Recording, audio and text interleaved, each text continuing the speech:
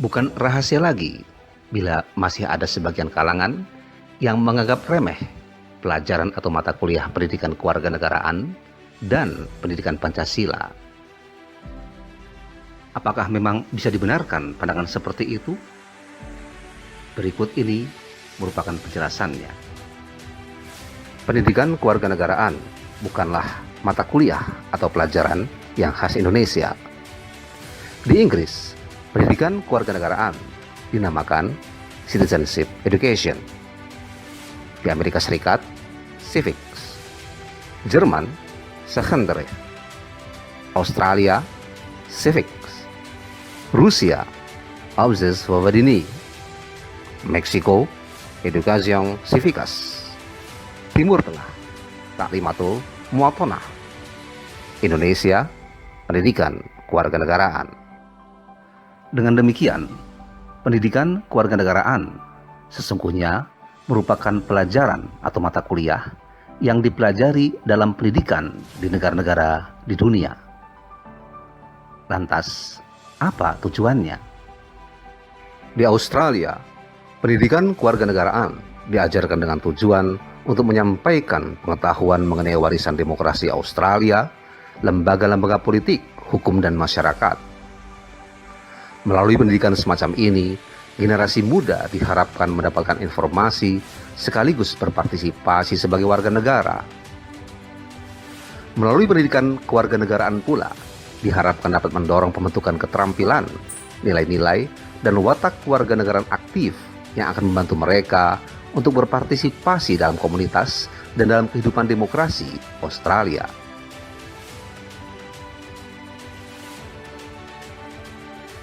Sementara di Tiongkok, pendidikan kewarganegaraan melekat dalam bentuk pendidikan moral yang berkait erat dengan rezim politik.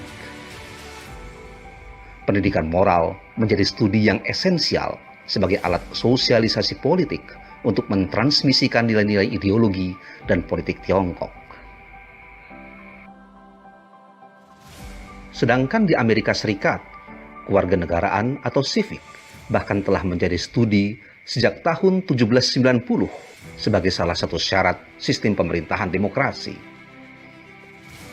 Thomas Jefferson, penulis Deklarasi Kemerdekaan Amerika Serikat dan Presiden Amerika Serikat ketiga, pernah mengemukakan bahwa pengetahuan, keterampilan, dan perilaku warga negara yang demokratis tidak akan muncul secara alamiah, melainkan harus diajarkan secara sadar melalui institusi pendidikan kepada setiap generasi.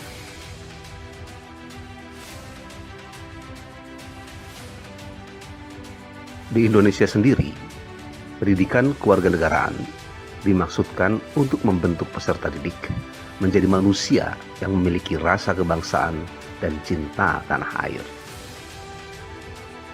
Hal ini menjadi semakin penting manakala pemahaman terhadap wawasan kebangsaan di berbagai elemen masyarakat Indonesia tampaknya juga belum sesuai dengan yang diharapkan.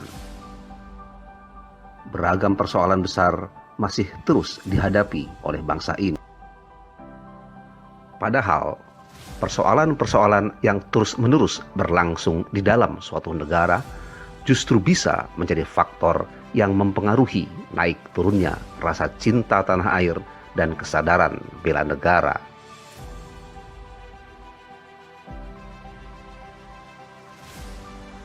Faktor lainnya tentu saja faktor yang berasal dari luar negeri. Globalisasi misalnya tidak selalu memberikan dampak positif bagi keberadaan dan kehidupan suatu bangsa. Belum lagi sinyalir proxy war dan kejahatan dunia cyber. Maka menangkal dampak negatif serta menyeimbangkan pengaruh teknologi dan komunikasi yang telah membuat dunia semakin maju namun seakan tanpa sekat dengan kepentingan bangsa dan negara Indonesia merupakan bagian dari pendidikan kewarganegaraan. Adapun faktor-faktor dalam negeri yang bisa mempengaruhi naik turunnya rasa cinta tanah air dan kesadaran bela negara, di antaranya adalah persoalan disintegrasi bangsa, korupsi, penegakan hukum yang tidak berkeadilan, terorisme, masalah narkoba, masalah dekadensi moral, masalah lingkungan, demokrasi yang tidak sesuai dengan harapan, serta minimnya keteladanan.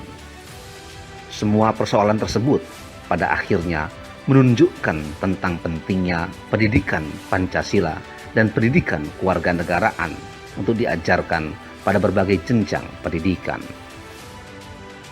Pendidikan Pancasila sendiri bisa dikatakan merupakan pelajaran atau mata kuliah khas dalam pendidikan di Indonesia.